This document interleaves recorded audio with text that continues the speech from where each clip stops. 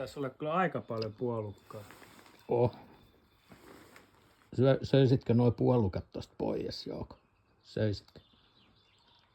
Menee pilalle. Joku muu vie ne sun puolukkas. Niin. Syö vaan. Kato sisään, halu. No, se, pitää sovia avata. Mieti, se oli silloin, niin silloin eka päivä, kun se tuli, niin mä sanoinkin siinä videossa, meidätkö sisälle tulla, mutta se ei uskaltanut tulla. Se oli 3. tai 4. päivä, kun se tuli sisälle. Joo. Mutta en tiedä taas toisaalta, onko tää sitten niinku, muistaako tää tässä? Kyllähän tämän paikan muistaa, mutta... Uskallatko sä ottaa tosta? Uskallatko?